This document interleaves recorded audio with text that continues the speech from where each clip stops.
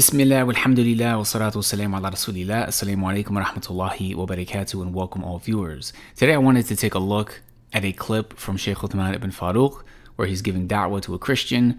But before doing so, I wanted to contextualize the reason why I thought it would be important to view this today.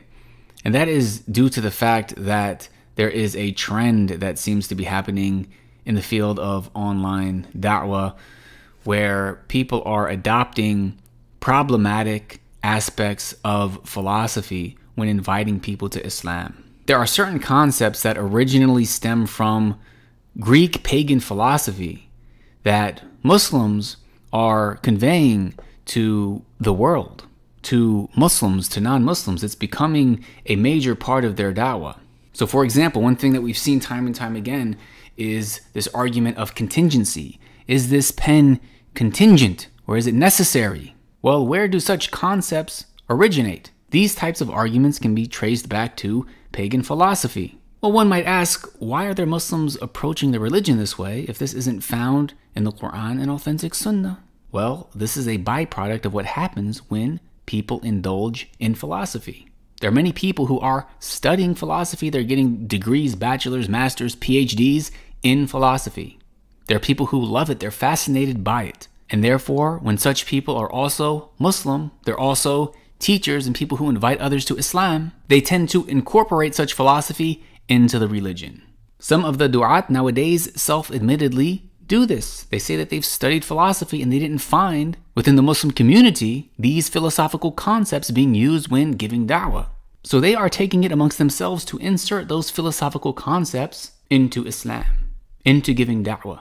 And it's important to note that this isn't being limited to scholars of Islam who are taking certain concepts in order to refute them in front of the people who already have adopted such concepts. But rather, this is being portrayed and conveyed to people who've never heard of them before. How many of us never heard of a contingency argument until some of the du'at started publicly using it as a method of da'wah time and time again? Now we have classes being taught to Muslims who may not even be grounded in their own aqidah. They might not even have much knowledge of the Quran and Sunnah itself, yet they are being introduced to Greek philosophical concepts. And one of the arguments that people will use is they'll say, well, if you're giving da'wah to somebody who doesn't believe in the Quran, how can you use the Quran?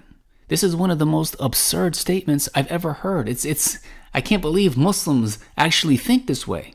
If someone thinks that there is something superior to the Quran and authentic Sunnah when it comes to inviting people to Islam, then we should beware of such people and they should not be giving da'wah.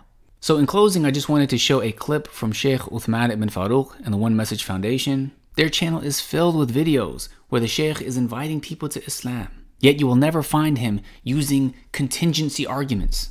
You will not find him using arguments that are foundationally based in Greek pagan philosophy. In fact, the Shaykh has publicly condemned the use of such philosophical arguments when giving da'wah. The first problem in using such arguments is that they are not based on the Quran and Sunnah. If Muslims start adopting such practices, then they're leaving the way of the Salaf. And secondly, when such people come back to actually studying the Islamic aqidah, and they find that certain things don't correlate with this pagan philosophy, then they have to either reject the pagan philosophy that they adopted while giving da'wah, which makes it seem like they have double standards, or they'll sell out their own aqidah. They'll start making changes within Islam to fit the Greek philosophy. And this is something that we have seen happen throughout history. Just look at the History of Heresy episode we recorded with Abdul Rahman of Knowledge North. We go through the whole timeline of how Muslims started studying Greek philosophy. They started getting affected by the ideas, and they started innovating. They started trying to change Islam to fit this pagan philosophy. We've seen this happen to people in the past, so let's not think that it can't happen to us today. So without further ado, let's take a look at how Shaykh Uthman ibn Farooq converses with this Christian missionary. But just a quick, simple question. Does God know everything? Of course, God knows everything. God knows everything. That is from the qualities of God. If God didn't know everything, he wouldn't be God, right? Right. God is watching us 24 hours a day. Agreed. Is Jesus God? We believe Jesus is God. So I got a question. How come when it talks about the hour, Jesus says that nobody knows, not even the Son or the angels, only the Father? So this is a very simple, easy, clear question. We don't have to bring up Greek philosophical concepts. Very simple. We know from our fitrah, we know from the Quran and Sunnah, Allah is all-knowing. Allah knows everything. So this Christian missionary, he agrees that yes, God knows everything. Now, because the Christian claims to believe in the Bible, Sheikh Uthman points out how in the Bible, Jesus admits to not knowing something. Therefore, how can Jesus, peace be upon him, be God? Right here, look at this. You can take more than one from. But of that day and hour, no one knows, not even the angels in heaven, nor the Son, but only the Father. It's Mark 13:32. But you said God knows everything, and if you didn't know everything, you wouldn't be God. And then you said Jesus is God.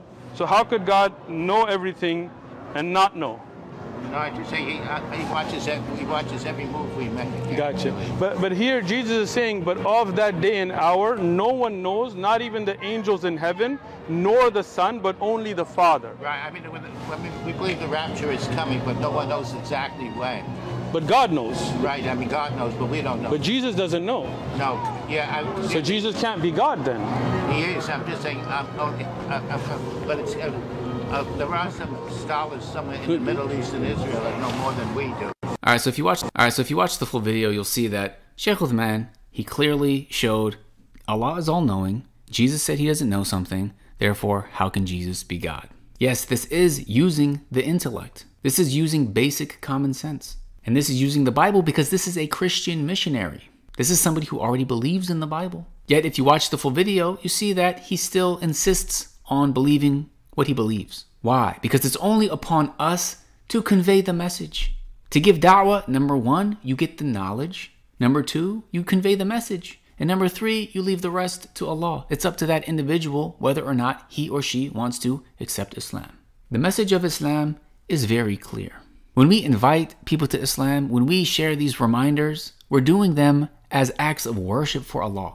In order for an act of worship to be accepted, it must be, number one, sincerely for him, and number two, according to the Quran and Sunnah. People may embrace Islam when you convey the message to them using the Quran and Sunnah, but people also may reject Islam when you do so. But people will also reject Islam if you invite them using philosophical concepts. Whether or not they embrace Islam is up to Allah. But is your act of worship going to be accepted by Allah? Is your act of worship in accordance with the Sunnah? And even if they do accept your philosophical concept, have they accepted Islam? Or have they just accepted a concept found within pagan philosophy? Allah knows best. Thank you for watching. If you're interested in this topic, please check the links in the descriptions and you can check out past videos we've done in depth on this topic with Abdul Rahman of Knowledge North. Jazakumullahu khairan. Wassalamu alaikum wa rahmatullahi wa barakatuh.